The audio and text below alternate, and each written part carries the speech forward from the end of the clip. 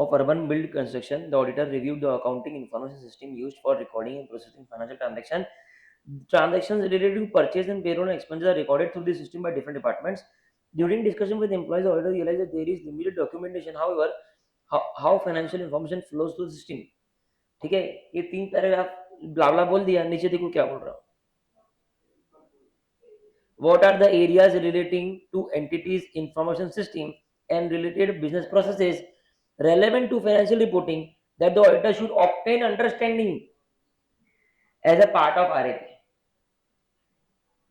जो लोग components of internal control में प्रेजेंट थे उनको पता है कि this is one of the component of your internal control. बराबर है. इसमें 3 पॉइंट हमारे क्लासेस ऑफ ट्रांजैक्शंस को लेके थे, फिर वो कैसे इनिशिएट हुआ, रिकॉर्ड हुआ, है ना. 3 पॉइंट वो थे, चौथा पॉइंट आईएएस को था, पांचवा पॉइंट बिजनेस रिसोर्सेज को था. ठीक है. अब मैं आज जो क्लास, अब इसका सदस्य आंसर नहीं आया, सदस्य आंसर वही है. मैं बार बार बोला हूँ कि आपको लेंथ मैटर नहीं करती. जिसको वो आंसर याद नहीं होगा, मैं आप में से बात नहीं कर रहा हूँ, आपने तो एक ही बार पढ़ा तक, जिसको एग्जाम में वो आंसर याद नहीं होगा वो बुलावला लिख के आएगा, इंफॉर्मेशन सिस्टम जरूरी होता है. ठीक है, वो सही नहीं हुआ तो फिर अरेस्ट हो सकते हैं, ये हो सकते हैं. ढिमका फलाना कोई सेंस है के बात का. बिजनेस प्रोसेस एकदम अच्छे होने चाहिए, ये होने चाहिए. जो मीडियोकर बच्चे, नीचे वाले बच्चे ना, वो ऐसा लिखते हैं और फिर वो लेंथ बढ़ाने के लिए पूरा एक पेज का आंसर लिखते हैं और उनको शून्य मिलता है. लेकिन जो व्यक्ति क्वेश्चंस बना रहा है और रोज मैप के थ्रू उसको रिवाइज कर रहा है, बिना देखे क्वेश्चन पढ़ा, आंसर रिकलेक्ट करने का, रिकलेक्ट नहीं हुआ जाके देखने का. एक बार देखेगा, 2 बार देखेगा, 3 बार देखेगा, चौथी बार से रिकलेक्ट होना चालू हो जाएगा. ठीक है. जब मैं ये क्वेश्चन पढ़ रहा था तो मैं भी रिकलेक्ट करने का ट्राई कर रहा था. ठीक है. मेरे को एग्जैक्ट 2 पॉइंट आईएएस और बिजनेस प्रोसेस के अंदर के क्या थे वो उतनी रिकलेक्ट नहीं हो रहे थे, लेकिन ऊपर के 3 पॉइंट मेरे को रिकलेक्ट हो गए थे क्योंकि वो जुड़े हुए थे पॉइंट. आप लोगों को रोज ये हैबिट डालनी चाहिए चैप्टर 3 में कि आप लोग क्वेश्चन पढ़ के आंसर रिकलेक्ट करने का ट्राई, और अगर नहीं आ रहा ना तो डीमोटिवेट नहीं होने का, जाके आंसर देखने का, अपने आप क्लिक हो जाएगा. एक बार देखेंगे, 2 बार देखेंगे, तीसरी बार तुमको रिकलेक्ट होना चालू हो जाएगा. वहां बैठा, नहीं तो दिक्कत है. ठीक है. अपन जब ऐसे रिवीजन करते ना सब अच्छा लगेगा, लेकिन फिर एकदम से किसी ने क्वेश्चन दिखा दिया,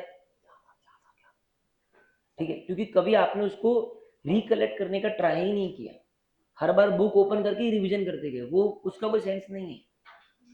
ऑडिट में असली रिवीजन वो होती है जब तुम आंसर रिकलेक्ट करो, और नहीं हुआ तो देखो, हैव दिस 10-20 सेकंड्स का थिंग, नहीं हुआ तो देखो, तभी ऑडिट लर्न होगा. पन्ने पलटाने का रिवीजन ऑडिट में काम नहीं आता, वो प्रैक्टिकल सब्जेक्ट्स में काम आता.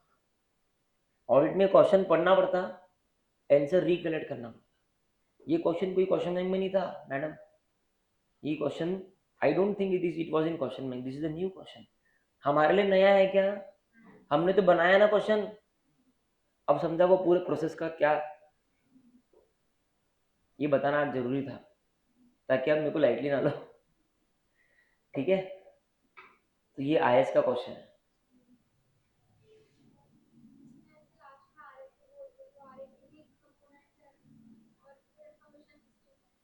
अरे नहीं, वैसा नहीं है. आरएपी बोल दिया वो अलग बात है. ठीक है. आरएपी एक कंपोनेंट है, उसमें तुमको आरएपी की अंडरस्टैंडिंग की बात है, ये स्पेसिफिक आईएएस और उसकी बात कर रहा ना. Entities RAP as a part of internal control component बोलते तो बात अलग होती. ये तो स्पेसिफिक तुमको, तुम जैसे लोगों को तो पता है ये कि आईएएस और business process was one of the component, और ये पूरी एज इट इज लाइन है नोट्स में.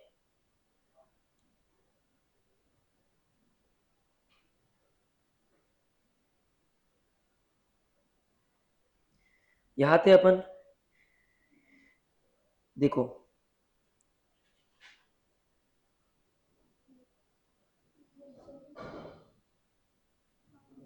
ये देखो, ये related process relevant to financial reporting. याद होगा तो मैंने बोला था वो कम्युनिकेशन वर्ड काट देना, उन्होंने क्वेश्चन में वो कम्युनिकेशन वर्ड जोड़ा भी नहीं, ठीक है, क्योंकि वो मैच नहीं है वहां पर उसका। देखो, the classes of transaction in the entities operation that are significant to FS. Entity के ऑपरेशंस में कौन से क्लास ऑफ ट्रांजेक्शन सिग्निफिकेंट है, फिर उन ट्रांजेक्शन को कैसे इन्होंने द प्रोसीजर बाय विच, क्या प्रोसीजर से इन ट्रांजेक्शन को आपने इनिशिएट किया, रिकॉर्ड किया, transfer to general ledger and ultimately reporting to FS. फिर उसके बाद में the related accounting record supporting documents of this particular transaction. फिर आईएस का पॉइंट क्या था जो मेरे को याद नहीं आ रहा था, how the IS captures events and condition that are significant to, ऐसे इवेंट, तो आईएस और इवेंट वाला वर्ड बहुत इंपॉर्टेंट है, ठीक है, इवेंट ऑफ आईएस, ठीक है, how information system captures, how information system captures the events and conditions those are significant to the financial statements.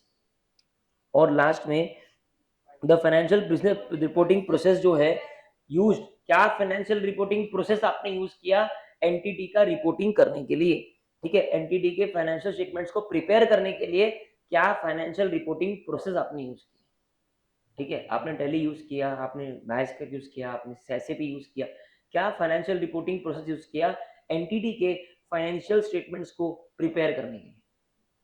Last में कंट्रोल्स सराउंडिंग जर्नल एंट्रीज। जो जर्नल एंट्रीज मैंने बताया था, जर्नल एंट्री सबसे important है। Journal entries जो बना रहे हो उनके सराउंडिंग में क्या क्या कंट्रोल्स लगे वो आपको देखने हैं। कौन सा क्वेश्चन कब आ जाए किसी को बोलते नहीं आता। इतने गंदे मार्क्स लोगों को ऑडिट में मिले, पता है आपकी बार इसके लिए मिले हैं क्योंकि लोगों ने हर जगह पे जनरिक ब्लाब्ला लिख के आए, ठीक है। इस बुक का सबसे बड़ा फायदा ये है, एक पेज नंबर 9 पे कम से कम 6 क्वेश्चन कवर्ड है। पैरेलल लेवल पे आपको अंडरस्टैंडिंग आता है कि ये क्वेश्चन का ये आंसर है, ये क्वेश्चन का ये आंसर है, ये क्वेश्चन का ये आंसर है, सिर्फ लर्न करना पड़ेगा, ठीक है, क्लियर है। चलो मैं आगे बढ़ता हूँ। अभी सबसे पहले मेरी ऐसी इच्छा है कि अपन पेज नंबर 10 एक बार रिवाइज कर ले और फिर आगे बढ़े। कल जब हम आगे बढ़ने वाले हैं, ठीक है, तो हम पेज नंबर 9 रिवाइज करेंगे, ठीक है, ऐसा एक पेज पीछे रिवाइज करते जाएंगे, ठीक है। चलो सबसे पहले page number 10, are you ready? Yes, so we are going to start. सबसे पहले हमने पेज नंबर 10 पे पढ़ा था कि क्वेश्चन भी हमारे सारे लिखे हुए हैं कि भी कंट्रोल्स रेलेवेंट है या नहीं है, ठीक है, वो मैं कैसे जानूं। जब मैं बोल रहा हूँ कि पूरे एंटिटी में कंट्रोल्स है, बहुत सारे कंट्रोल्स हैं, मेरे ऑडिट के लिए कौन से कंट्रोल्स रेलेवेंट है, तो उसमें बिजनेस से जुड़े 5 पॉइंट है, उसके अलावा 2 पॉइंट है, ठीक है, एक तो मटेरियलिटी और एक आई थिंक रिस्क, है ना। 2 पॉइंट जो फर्स्ट और सेकंड है, related significance of related risk, जिस रिस्क को रोकने के लिए वो कंट्रोल रखा है वो रिस्क कितना सिग्निफिकेंट है। अगर वो रिस्क बहुत सिग्निफिकेंट है तो वो किसी भी चीज को लेके रिस्क हो वो तेरे लिए कंट्रोल रेलेवेंट है क्योंकि वो रिस्क सिग्निफिकेंट है। हम रिस्क को रोकने के लिए कंट्रोल लगाते हैं, अगर वो रिस्क सिग्निफिकेंट है तो वो कंट्रोल तेरे लिए रेलेवेंट है, ठीक है। अगर वो कंट्रोल मटेरियल है तो वो तेरे लिए रेलेवेंट है, ठीक है। बिजनेस प्रोसेस में मतलब साइज ऑफ एंटिटी, उसके ऑपरेशन की कॉम्प्लेक्सिटी डाइवर्सिटी क्या है, इंफॉर्मेशन सिस्टम, इंफॉर्मेशन सिस्टम्स की कॉम्प्लेक्सिटी क्या है, ठीक है, इंटरनल कंट्रोल में जो सिस्टम लगा है वो सिस्टम का नेचर क्या है और वो डिटेक्ट, करेक्ट और प्रिवेंट कर सक रहा है क्या मिस स्टेटमेंट्स को, ये सब पॉइंट हमारे उसमें थे, ठीक है। इसको अच्छे से रिवाइज कर लेना। Controls relating to objectives that are not relevant to audit, ठीक है, ऐसे कंट्रोल्स हो सकते हैं जो हमारे लिए रेलेवेंट ना हो लेकिन कुछ सर्कमस्टेंसेस में रेगुलेटरी एक्शन के कारण हमें कंट्रोल्स का रिपोर्ट देनी पड़ती है on the state of control, तो उस केस में हमारा जो दायरा है वो बढ़ जाता है, बट इसमें क्वेश्चन एक्सपेक्टेड नहीं है। Nature and extent of understanding of interrelevant controls, ठीक है। अभी आपको evaluating the design of control in, हाँ, आप जब कंट्रोल के डिजाइन को इवेल्युएट कर रहे हो, ठीक है, तो डिजाइन को इवेल्युएट कर रहे हो क्यों, कि ये देखने के लिए कि वो कंट्रोल इंडिविजुअली या फिर एग्रीगेट में मिस स्टेटमेंट्स को रोक पा रहा है क्या। तो आप क्या करोगे, तो आप इंक्वायरी, इंस्पेक्शन, ऑब्जर्वेशन, ठीक है, ये 3-4 प्रोसीजर आप लगाओगे और आप अंडरस्टैंड करोगे कि वो कंट्रोल की डिजाइन बराबर है क्या वो मिस स्टेटमेंट को प्रिवेंट कर पा रहा है क्या, ठीक है। उसके बाद में risk that require special audit consideration, ठीक है, ऐसे कौन से रिस्क है जिनमें स्पेशल ऑडिट कंसिडरेशन रिक्वायर्ड है, मतलब ऐसे कौन से रिस्क है जिनको मैं सिग्निफिकेंट रिस्क बोलूंगा, ठीक है, कौन से रिस्क को मैं सिग्निफिकेंट बोलूंगा। तो मैं अभी तक मैंने क्या देखा, एक तो मैंने देखा कौन से कंट्रोल रेलेवेंट है, कौन से कंट्रोल रेलेवेंट नहीं है, ठीक है, फिर क्या देखा, तीसरा कंट्रोल्स की जो डिजाइन है उनको मैं कैसे इवेल्युएट करूंगा कि वो इंडिविजुअली या in aggregate they are able to hold the misstatements या प्रिवेंट द मिसस्टेटमेंट्स। करेक्ट है। 3 क्वेश्चन देख लिए, तीनों क्वेश्चन कंट्रोल से रिलेटेड थे। ठीक है, पहले का आंसर सिंपल था कि आपका 5 जो पॉइंट थे वो बिजनेस से रिलेटेड थे, 2 पॉइंट जो वो इंडिविजुअल थे। इस तरीके से मेरे को मालूम पड़ गया कि कंट्रोल रेलेवेंट है या नहीं है। उसके अलावा डिजाइन मैंने इवेल्युएट किया, इंस्पेक्शन, ऑब्जर्वेशन, वो सब करके 3 कंट्रोल के पॉइंट खत्म हो गए। अभी मेरा कंट्रोल से हट के दूसरा पॉइंट आ रहा है रिस्क पे, कि अब रिस्क की बात कर, रिस्क है तो इश्क है, इश्क है तो रिस्क है। वो बोलता है कि सिग्निफिकेंट रिस्क को मैं सिग्निफिकेंट कब मानूंगा, वो बताओ। तो जब वो रिस्क फ्रॉड का रिस्क है तो सिग्निफिकेंट मानेंगे। ठीक है, उसके अलावा अगर वो इसमें हमने एक चिट कोड बनाया था कि complex economic fraud with related party outside the normal course of business. ये चीट कोड किसका था कि अगर क्वेश्चन एग्जाम में आ जाए कि ये रिस्क सिग्निफिकेंट रिस्क है क्या, तो ये आपकी नोट्स बहुत ज्यादा आपको हेल्प करने वाली है अंडरस्टैंड करने के लिए कि कौन से क्वेश्चन का आंसर क्या है।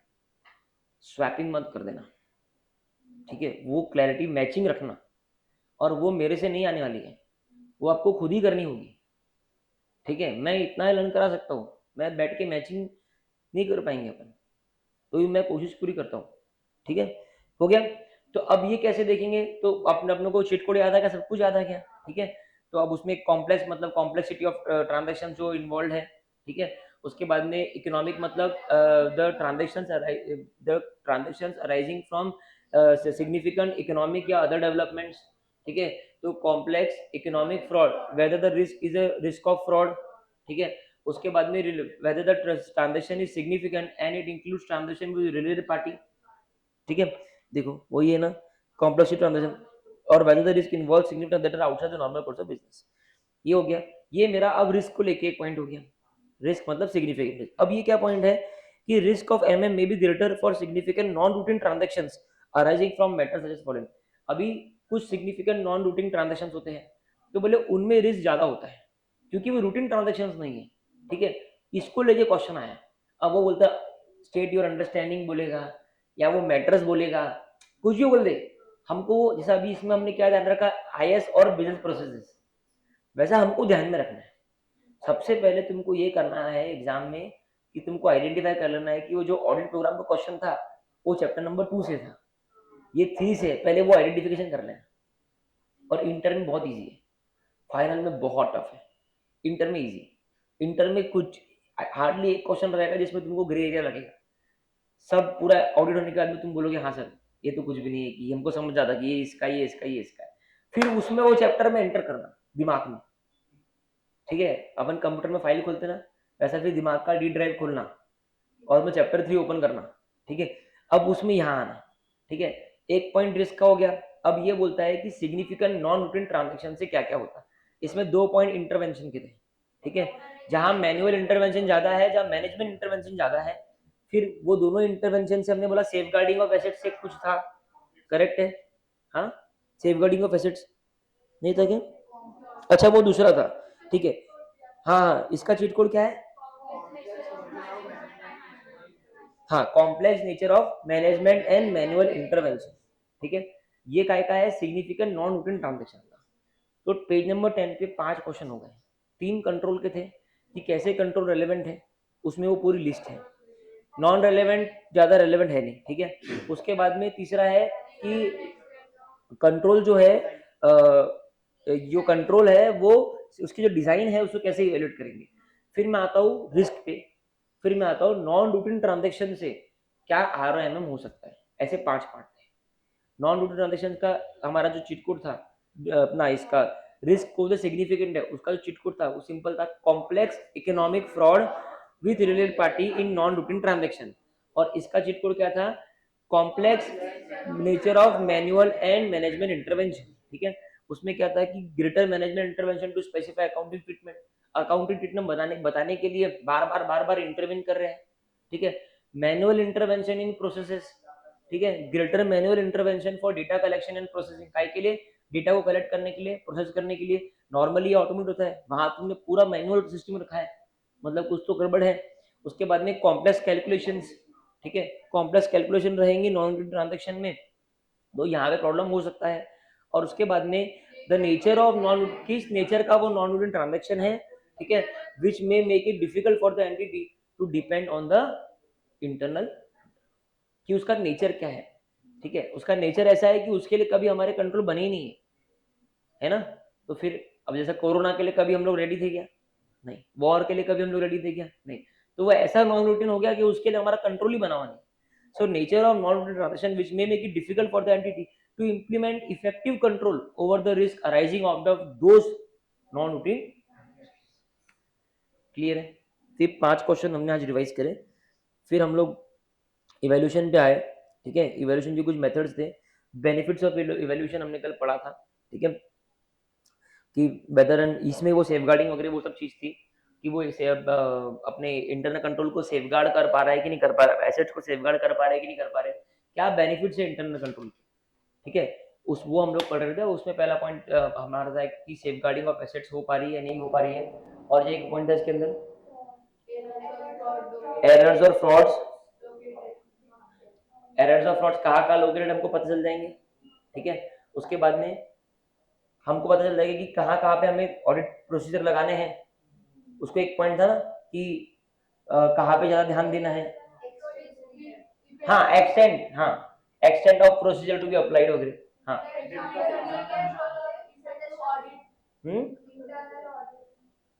इंटरनल ऑडिट डिपार्टमेंट, हाँ, और एक इंटरनल कंट्रोल सिस्टम डिपार्टमेंट, ठीक है।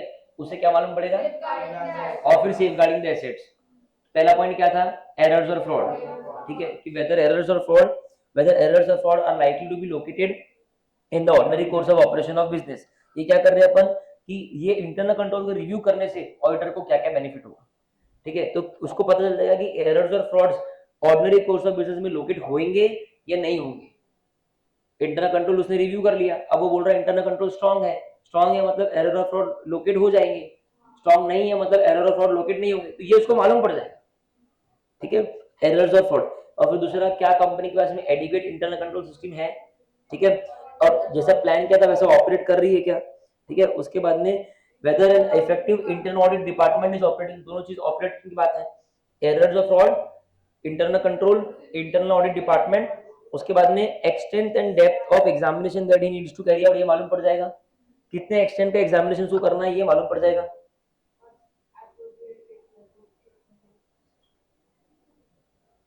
ठीक है। हाँ, फिर अप्रोप्रिएट ऑडिट टेक्निक क्या रहेगी, ऑडिट प्रोसीजर क्या रहेंगे इन द गिवन सर्कमस्टेंसेस। तो देखो ये दोनों पॉइंट भी सेम से है कि आपको मालूम पड़ जाएगा कि क्या ऑडिट प्रोसीजर लगाने हैं, ठीक है। The extent of audit procedure to be applied, the extent of examination that he needs to carry out in different areas of auditing, ठीक है। अब उसको जब पता चल गया कि कितने एक्सटेंट का एग्जामिनेशन करना है, तो अब वो उस हिसाब से ऑडिट टेक्निक लगाएगा, यही पॉइंट है। तो what would be the appropriate audit technique and audit procedure in the given circumstances, ठीक है। ये बात है कि इंटरनल कंट्रोल का रिव्यू करने से क्या बेनिफिट ऑडिटर को होता है, ठीक है। तो पहला, एरर्स और फ्रॉड लोकेट हो जाते हैं, internal control system internal audit department, safeguarding of the assets, ठीक है।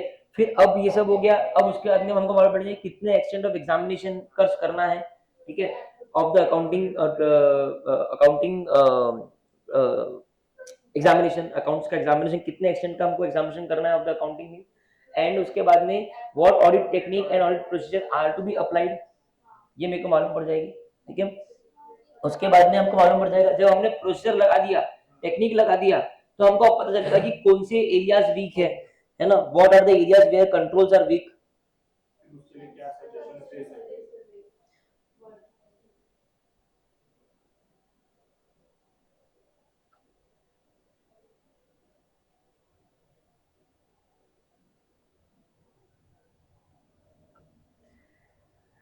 What are the areas where controls are weak, और कहाँ पे वो controls excessive है, and whether some worthwhile suggestions can be given to improve the system, ठीक है। फिर उसके बाद में हमने बोला था कि formulate audit program after understanding internal control की जानकारी लेने के बाद में ही आप ऑडिट प्रोग्राम को फॉर्मुलेट करना। तो अभी तक हमने पेज नंबर 10 पर अभी क्या पढ़ा, 3 क्वेश्चन कंट्रोल के पढ़े कि कंट्रोल्स कौन से रेलेवेंट है, कौन से रेलेवेंट नहीं है, कंट्रोल के डिजाइन को कैसे इवेल्युएट करना है, कौन से रिस्क सिग्निफिकेंट है, और नॉन रूटीन ट्रांजैक्शन से हमें क्या प्रॉब्लम होती है, क्या क्या क्या मैटर्स है जहाँ से नॉन न्यूटन ट्रांजैक्शन अराइज होते हैं, कुछ भी पकड़ लो उसको। उसके बाद में हमने पढ़ा internal control, evaluation of internal control. उसमें हमने पढ़ा कि बेनिफिट्स क्या है इंटरनल कंट्रोल, सबसे पहला क्वेश्चन वो है। दूसरा कि जो ऑडिट प्रोग्राम बनेगा वो इंटरनल कंट्रोल की अंडरस्टैंडिंग के बाद में बनेगा। तो हमने यही बोला है कि auditor can formulate his audit program only after, उसके बाद में सेटिस्फैक्टरी अंडरस्टैंडिंग है of the internal control system. ठीक है। It is also important for him to know whether the system is actually in operation. तो वो ऑडिट प्रोग्राम तभी बना पाएगा जब उसको इंटरनल कंट्रोल सिस्टम की जानकारी है, प्लस उसको पता है कि वो ऑपरेशन में भी है। ठीक है, मतलब चालू है। The extent and nature of audit programme is substantially influenced by the internal control system. कितने एक्सटेंट का मेरे ऑडिट प्रोग्राम बनाना है, कितने क्या नेचर का मेरे ऑडिट प्रोग्राम बनाना है, ये सब्सटेंशियली इन्फ्लुएंस होता है इंटरनल कंट्रोल सिस्टम के स्टेट पे, कि वो अच्छा है, खराब है, कैसा है। ठीक है। In deciding upon a plan of test checking, the existence and operation of internal control system is of great significance. अगर आप प्लान कर रहे हो कि मेरे को टेस्ट बेसिस पे चेक करना है, मतलब मैं पूरे के पूरे 100 इन्वेंट्री चेक नहीं कर सकती, मुझे 10 ही चेक करना है। ठीक है, तो इसको बोलते हैं आप टेस्ट बेसिस पे चेक करें, आप कंप्लीट चेक नहीं कर रहे हो। तो अगर आप टेस्ट बेसिस पे चेक कर रहे हो तो इंटरनल कंट्रोल सिस्टम की जानकारी लेना आपके लिए सबसे इंपॉर्टेंट है, क्योंकि अगर वो अच्छे है तभी आप टेस्ट बेसिस पे चेक कर सकते हो। अगर वो खराब है तो आपको पूरा ही करना पड़ेगा। तो in deciding upon a plan of, आप डिसाइड ही कर रहे हो कि चलना टेस्ट चेकिंग करते हैं। ठीक है, तो the existence of internal control system, the operation of internal control system is of great significance, वो बहुत ज्यादा सिग्निफिकेंट हो जाता है। ठीक है, सबको क्लियर है क्या? मैं आपको 1 मिनट देता हूँ, ये पूरे क्वेश्चन जो चैप्टर नंबर पेज नंबर 10 पे थे और अभी तक थे, फटाफट रिवाइज करो। खड़े हो जाओ, सीट से खड़े हो जाओ सभी लोग। और यहां से 2 मिनट का टाइम देता हूँ, यहां से लेके तो ये इवैल्यूएशन के ऊपर तक फटाफट रिवाइज करो।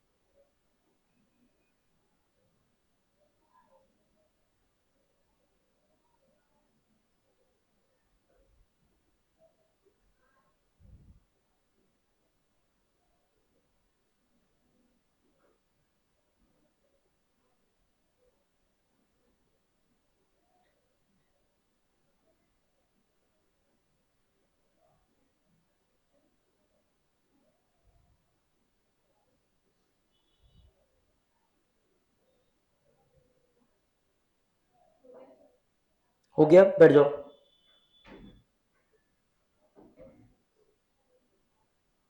सी एक है ना ईएसआईसी करके एक होती है organisation, employ state incorporation, employ state insurance corporation, ठीक है, जो स्टेट नॉर्मली जो भी गवर्नमेंटल एम्प्लॉयज है ना उनके इंश्योरेंस वो लोग करते हैं, और मैंडेटरी इंश्योरेंस होते हैं वो गवर्नमेंट एम्प्लॉयज को करने ही पड़ते हैं, ईएसआईसी करके फॉर्म होती है, ठीक है। तो ये जो हम लोग रिव्यू ऑफ इंटरनल कंट्रोल कर रहे हैं, ठीक है, और उसके बेनिफिट्स क्या है, क्योंकि हम लोग evaluation of internal control system में खड़े हैं, ठीक है, और उसमें पहला ही क्वेश्चन हमने देखा कि क्या बेनिफिट है, पहले वो बताओ। फिर ये बताओ कि ऑडिट प्रोग्राम इसके पहले मत बना लेना, इंटरनल कंट्रोल को इवेल्यूट करने के बाद ही ऑडिट प्रोग्राम बना लेना। तो हमने क्या बोला कि ऑडिट प्रोग्राम बनता ही इंटरनल कंट्रोल सिस्टम के ऊपर है, ठीक है। Audit programme can be formulated only after satisfactory understanding of internal control system, ठीक है। It can be made only after evaluation of internal control system is done, ठीक है। उसके बाद में हमने ये देखा कि ऑडिट प्रोग्राम जो है इंटरनल कंट्रोल सिस्टम में ऑडिट प्रोग्राम कैसा बनाना है, the nature the extent of audit programme is wholly dependent on internal control system. फिर हमने देखा कि अगर if you are planning on test checking, ठीक है, then in understanding of internal control and the state of internal control will decide your extent of audit programme, क्या आप test checking कर सकते हैं नहीं कर सकते, ठीक है। तो ये ऑडिट प्रोग्राम वाला तो थोड़ा सा कम चांसेस लगते हैं, लेकिन जिस तरीके के एग्जाम आ रहे हैं तो पूछने को वो डेफिनेटली इसमें बना सकते हैं क्वेश्चन, और बनाए भी तो अपने को आता है, ठीक है, कि वो अपना ऑडिट प्रोग्राम बना सकता है only after satisfactory understanding of internal control system. और उसके लिए बहुत इंपॉर्टेंट है कि वो एक्चुअली ऑपरेशन में है, और कितना नेचर रेजिस्टेंट का ऑडिट प्रोग्राम रहेगा वो डिपेंड करता है इंटरनल कंट्रोल सिस्टम। अब ये जो बेनिफिट्स है ना इंटरनल कंट्रोल को रिव्यू करने के लिए, ठीक है, अभी मेरे को कौन बोल सकता है कि पेज नंबर 10 पे और अभी तक हमने कितने क्वेश्चन पढ़े, सिर्फ क्वेश्चंस, पहला, दूसरा नॉन रेलेवेंट, तीसरा, हाँ हाँ हाँ हाँ, इंटर कंट्रोल के डिजाइन, 3 पॉइंट कंट्रोल को गए, फिर सिग्निफिकेंट रिस्क वाला हो गया, फिर नॉन रूटीन ट्रांजेक्शन वाला हो गया, है ना। नॉन रूटीन ट्रांजेक्शन का अपना क्या था, complex nature of manual and management intervention, ठीक है, नेचर का पॉइंट क्या था,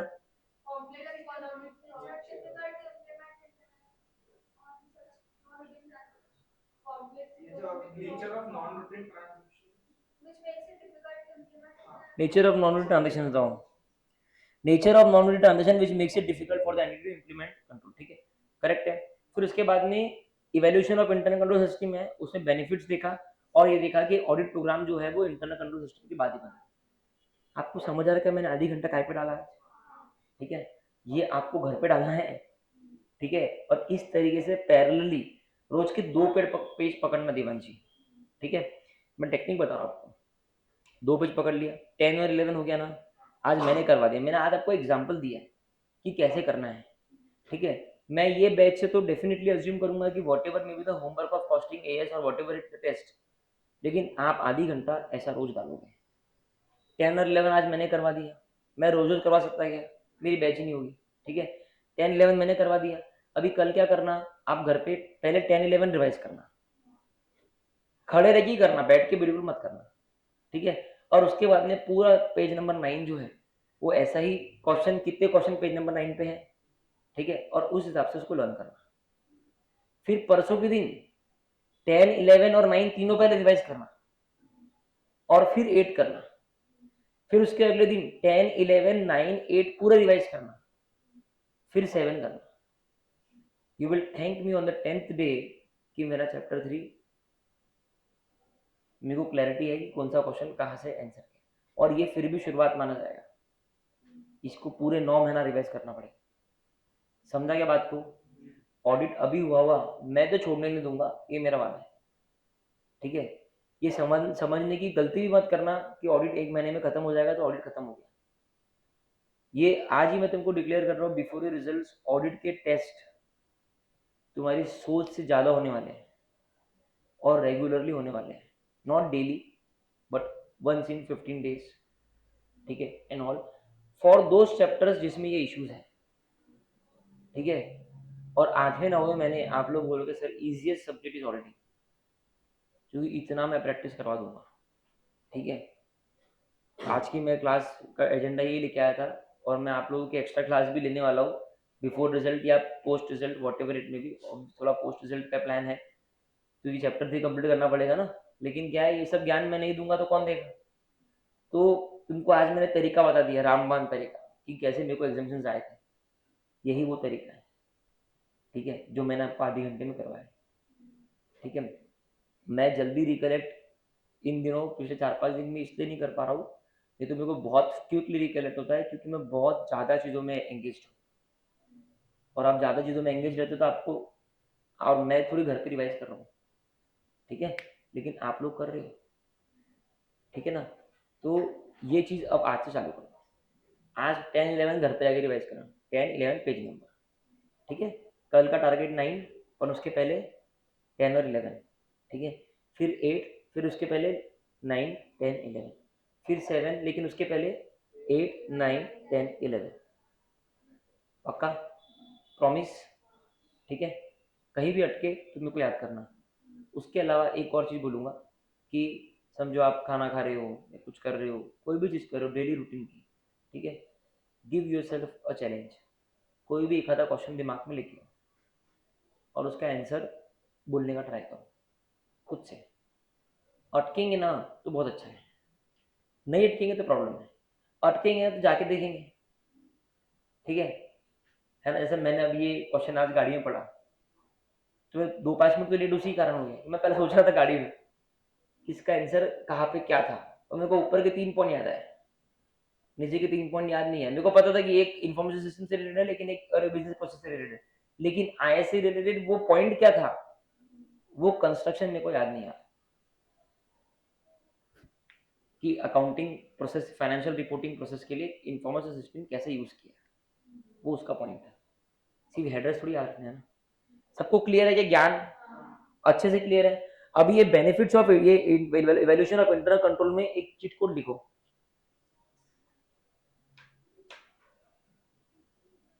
लिखो, मैं बोलता fit ESIC, fit ESIC, ESIC employ state insurance corporation, fit ESIC,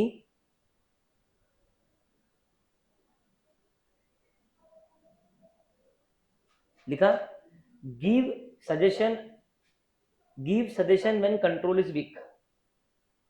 fit ESIC give suggestion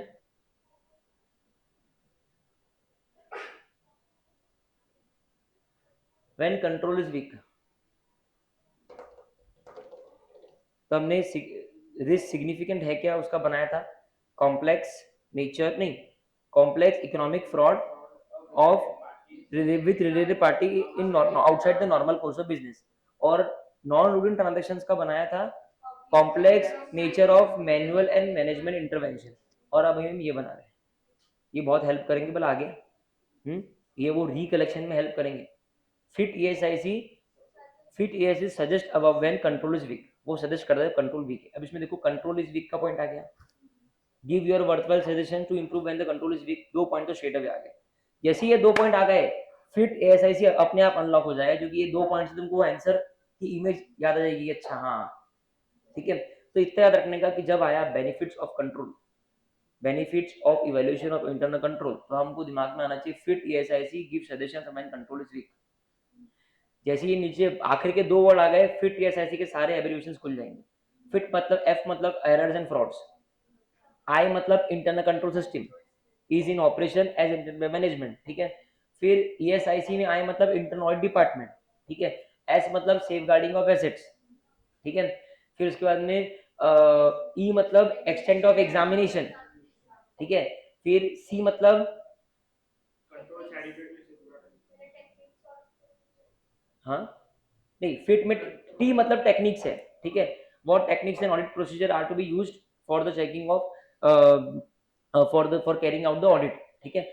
और आई मतलब, आई हो गया, एफ हो गया, टी हो गया, ई भी हो गया, एस हो गया, आई हो गया, सी बचा है सिर्फ। What is C? वो तो बोल दिया ना मैंने, सेफ गार्डिंग। एस से हो गया ना, वो सी से क्या है?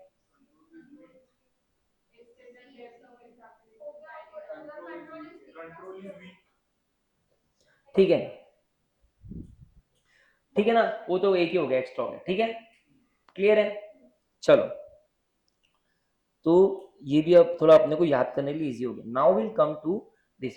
अब ये नरेटिव रिकॉर्ड, इतनी मेहरबानी करोगे क्या मेरे पे कि नरेटिव रिकॉर्ड और चेकलिस्ट आप अपने आप से लर्न करोगे क्या? एकदम अच्छे से लर्न कर लोगे क्या? पक्का ना? हाँ, कर लिया? अच्छा, किसी ने कर लिया क्या? हाँ, ये कर लेना। आई थिंक तुम लोग कल एएस की पढ़ाई कर रहे होंगे मेजर में। ठीक है, ओके। चेकलिस्ट हो गया, चेकलिस्ट अपन ने कल कर लिया था। Now we shall start with internal control question. ठीक है, अभी कल तुम्हारा एक होमवर्क है, कल तुम्हारा टेस्ट भी है ऑडिट का। ठीक है, तो कल ऑडिट के टेस्ट की पूरी तैयारी करके आना। ठीक है, और फिर ये मैं बाद में ले लूंगा, चलो कोई इशू नहीं। लेकिन इसके सिर्फ ना चेकलिस्ट की एग्जांपल्स करवा देता हूँ, चेकलिस्ट के एग्जांपल्स करा देता हूँ। ठीक है, चेकलिस्ट के एग्जांपल में सिंपल एक ही वर्ड ध्यान में रखना, परचेस ऑर्डर, फिर उससे अनलॉकिंग करना। ठीक है, तो सबसे पहले क्या परचेस ऑर्डर फॉर्म सेंडर है? ठीक है, वो have you offer tender while making the purchase order, while making purchases। उसके बाद में तीसरा, हाँ, whether the purchasing order was written। ठीक है, ये 3 पॉइंट तो ये हो गए। और फिर जो इन्वेंट्री कंट्रोल अकाउंट्स है that are prepared from a person who is not related to the safeguarding of assets, custody of assets, dispatchment etc। Clear है?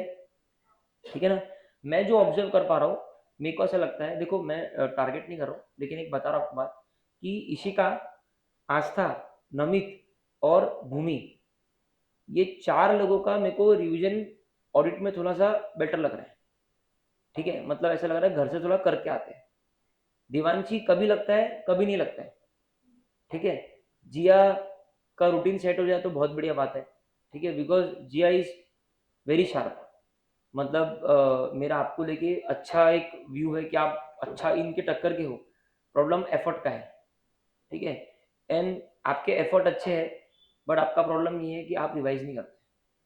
आपको जो बोला, उसको जो बोला ना वो करता है वो, उसने इतना लिखा है तुमको क्या होता, लेकिन रिवाइज नहीं करेगा तो क्या सेंस है? मतलब तेरे को क्या प्रॉब्लम है ना, तेरे को हर चीज बोलनी पड़ती है, ये तेरे को खुद से रिवाइज करनी है। तो जिन जिन का नाम मैंने नहीं लिया, अब उनसे मैं एक्सपेक्ट कर रहा हूँ कि जब तुम ऑलरेडी ये क्लास में आओगे, नो मैटर वॉट, एटलीस्ट पीछे 2-3 पेज तो रिवाइज करके आना। ठीक है, दिवांशी एम आई ट्रू? कभी कभी कम रिवाइज लगता है या कम बोलते हो? ठीक है, तो बहुत अच्छी बात है, मतलब तेरा भी रिवाइज, भूमि का रिवाइज लगता है मेरे को कभी कभी ऑन एंड ऑफ, लेकिन तुम्हारा भी एफर्ट का इशू है, तुम और एफर्ट बढ़ा सकते हो। ठीक है, चलो अभी तक का जो चैप्टर 3 हुआ सब लोग कंफर्टेबल है क्या? पक्का? ठीक है, बहुत हद तक हमने रिवाइज करने का ट्राई किया है और हम आगे भी करेंगे। बहुत कुछ प्लान है इस चैप्टर के लिए, आगे भी करेंगे। अभी जो टेस्ट रखा है उसका पर्पज ही है कि अपन पूरा लर्न कर ले। अब हम लोग चलते हैं इंटरनल कंट्रोल क्वेश्चनर के ऊपर। ठीक है, इंटरनल कंट्रोल क्वेश्चनर मेरा तीसरा इवेल्युएटिंग ऑफ इंटरनल कंट्रोल का मेथड है। ठीक है, अभी ये क्या है, चेकलिस्ट में मैंने क्या बोला था कि हमने एक चेकलिस्ट बना ली और हमारा जो ऑडिट टीम का बंदा है वो उस चेकलिस्ट को फिल करेगा। तो उसको ऑडिट करना है और वो ऑडिट करते करते फिर वो खुद ही फील करेगा कि हाँ ये था, ये नहीं था, ये नॉट एप्लीकेबल था। इंटरनल कंट्रोल क्वेश्चनर जो है ये डिटेल्ड है। ठीक है, ये ऑडिट टीम का बंदा नहीं करता। चेकलिस्ट में और इसमें फर्क ये मैनेजमेंट के एम्प्लॉइज सॉल्व करते हैं। तो इसमें ना जो इन्वेंट्री वाला है उसको इन्वेंटरी की क्वेश्चनर दे दी, तो मैं ना यहाँ पे गायगांव डेपो है ना, वहां पे इंटरनल ऑडिट करने आया था। ठीक है, तो जब मैं गायगांव डेपो पे आया था, जब मैं नया नया लगा था, 1 महीना भी नहीं हुआ था, तो यहाँ आया था और मैं साथ में क्वेश्चनर लेके आया था। ठीक है, और वो क्वेश्चनर मैंने उनको दिया। ठीक है, तो वो क्वेश्चनर में सारे है ना उनसे रिलेटेड क्वेश्चन थे। तो उसमें ये था कि आपने डीप लिया तो कितने बजे लिया। ठीक है, ये सब चीज के आंसर यस और नो है। ठीक है, मतलब वो टैंक के अंदर स्केल डालते और उससे मालूम पड़ता है कितना तेल उसमें है, एंड अकॉर्डिंगली वो स्केल पे जो मार्किंग आती है उससे मालूम पड़ता है कि इतनी क्वांटिटी है, एंड देन उसको मैच करता है सिस्टम की क्वांटिटी से कि सिस्टम कितनी बता रहा है। और उसमें एक नॉर्मल टॉलरेंस लिमिट होता है कि 5% अप एंड डाउन चलता है करके। ठीक है, so this is a comprehensive series of questions concerning internal control. Internal control questionnaire क्या है? ये एक कॉम्प्रिहेंसिव सीरीज है क्वेश्चंस की। ठीक है, इंटरनल कंट्रोल के ऊपर, इंटरनल कंट्रोल के ऊपर, this is a comprehensive series of questions concerning internal control. Internal control को लेके जितने भी क्वेश्चंस हो सकते हैं वो सब इसमें लिखे होते हैं।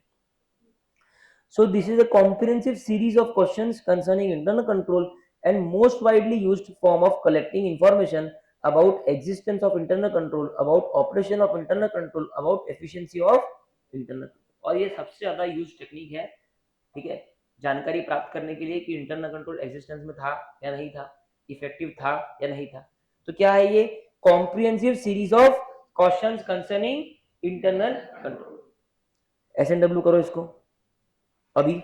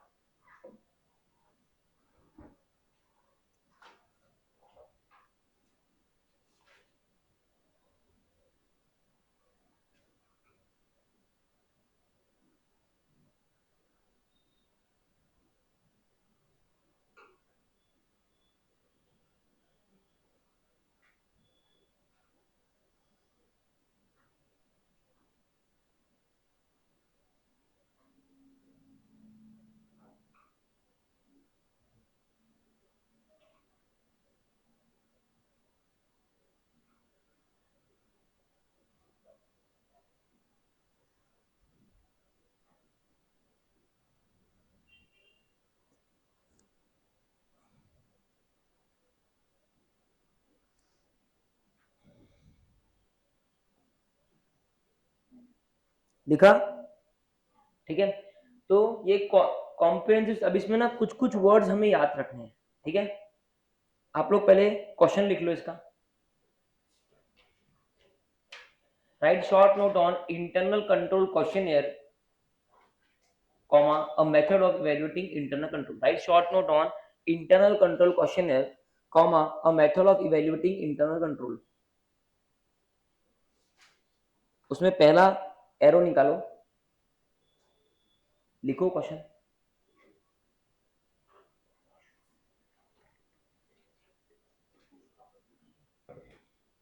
Write short note on internal control questionnaire,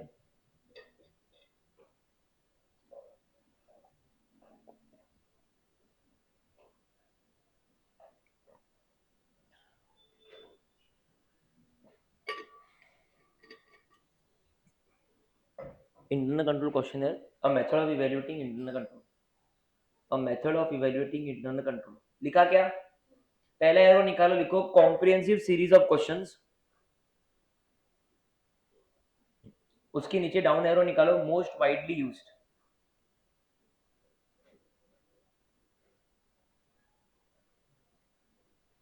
उसके नीचे एरो निकालो for collecting information, for collecting information.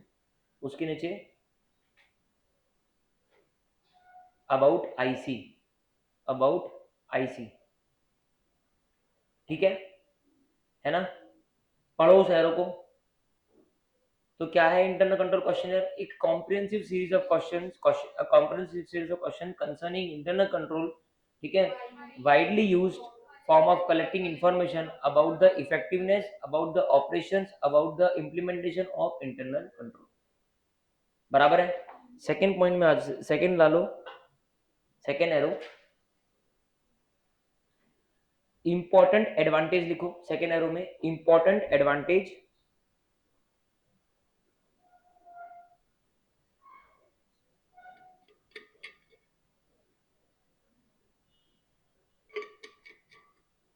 Important advantage. उसके नीचे डाउन एरो डालो, ओवरसाइट ऑब्लिक ओमिशन,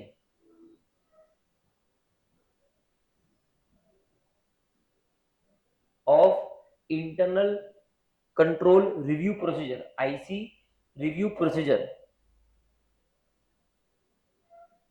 नीचे एरो, डाउन एरो एक और, लेस लाइकली टू ऑकर. है ना?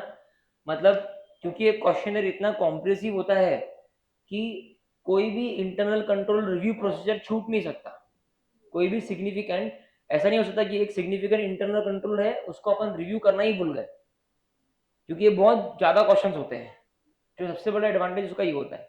ठीक है, तो पहला क्या है? Comprehensive series of question, arrow by arrow सोचेंगे. Comprehensive series of question most widely used और अबाउट इंटरनल कंट्रोल. उसके बाद में सबसे बड़ा एडवांटेज ये है कि oversight and omission of internal control review procedure is less likely to occur. पक्का? डन है ना? इसके बाद में थर्ड एरो आ जाओ, लिखो yes is equal to satisfactory answer,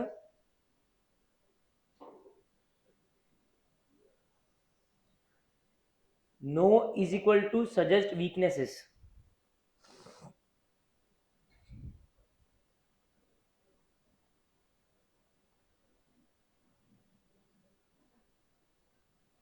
उसके बाद में डाउन एरो, एक और down arrow, explanation to be given for no answer, है ना? उसके नीचे लिखो एक और down arrow, not applicable, not applicable is equal to not relevant questions, not relevant questions. अगला एरो, चौथा एरो मतलब, है ना? लिखो questionnaire issued to client,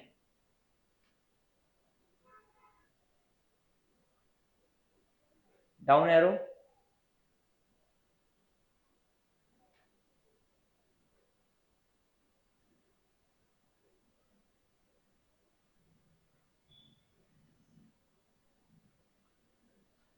get it filled by employees, get it filled by employees, get it filled by employees। अगला arrow, auditor prepares report of deficiency,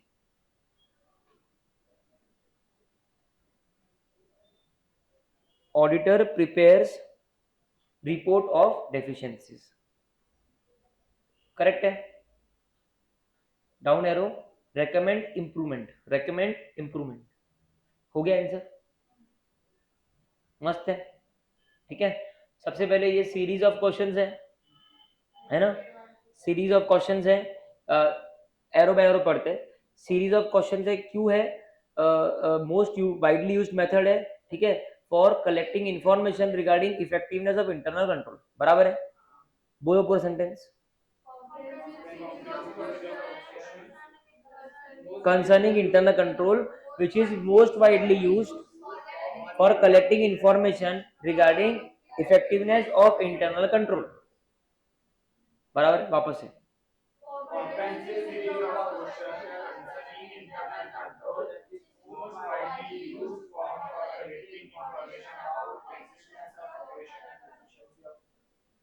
वापस से,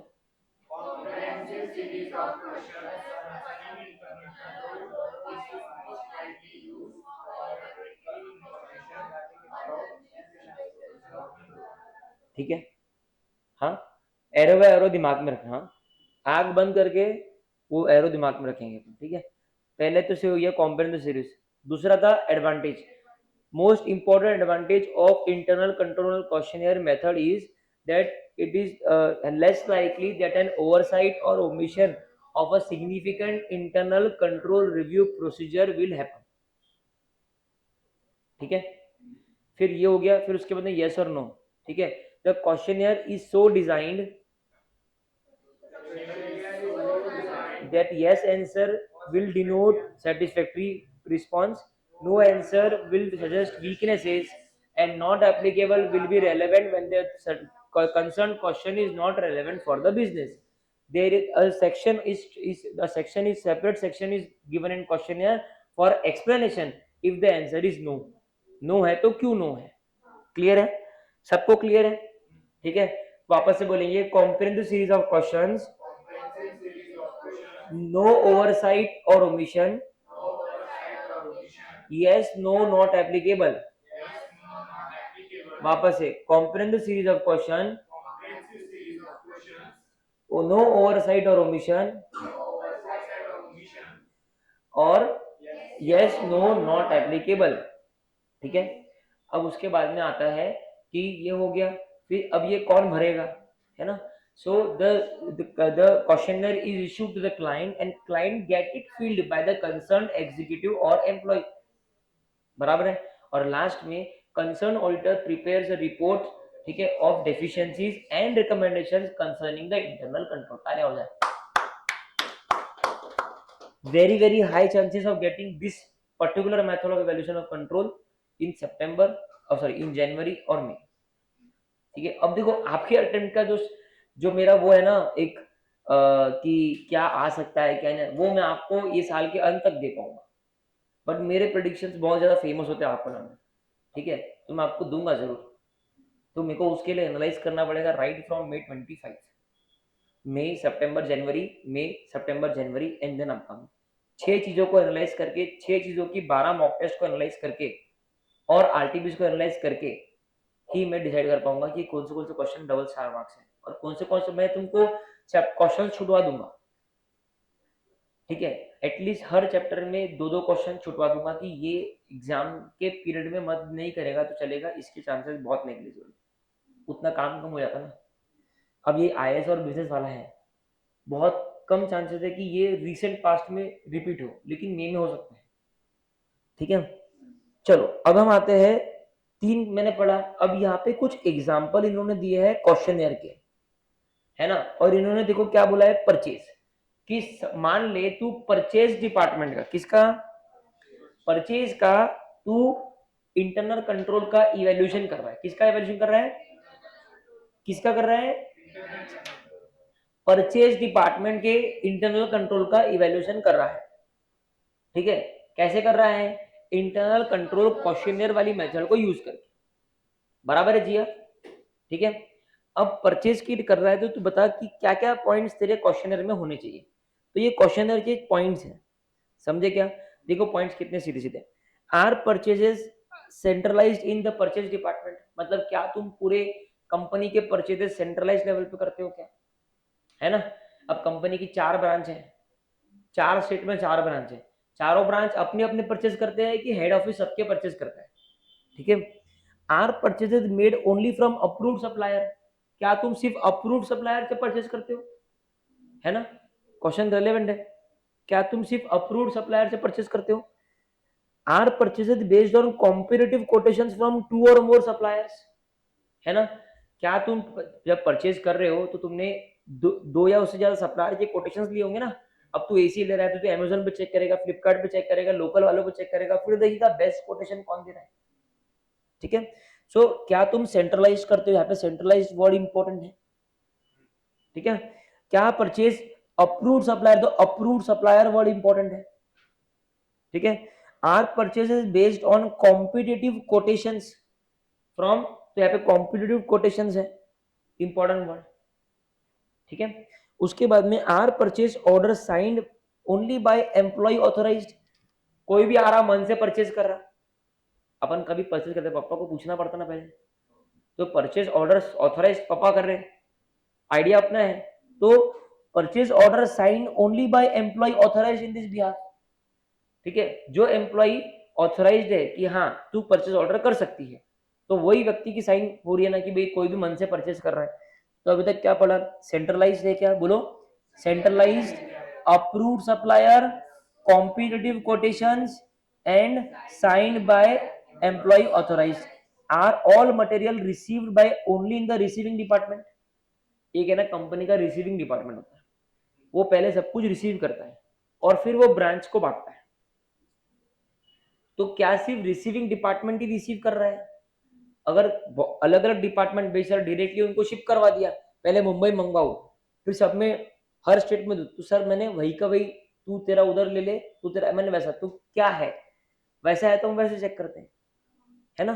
तो are all material received only in the receiving department, मतलब receiving department, are material inspected and counted और measured in receiving department, जो receiving department material को receive कर रहा है क्या वो उसको इंस्पेक्ट कर रहा है, काउंट कर रहा है, उसका वजन कर रहा है या नहीं कर रहा है, सीधे सीधे पॉइंट है, ठीक है।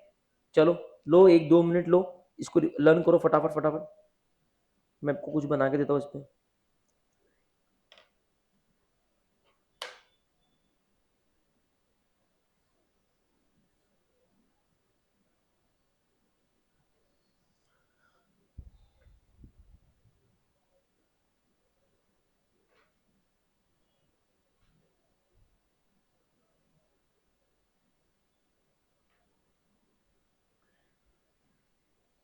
इस पे ना कुछ बनाएंगे नहीं अपन, इसे बनाएंगे ना तो बाकी वाले थोड़े कंफ्यूज हो जाएंगे, बहुत सारे हो जाएंगे ना वो।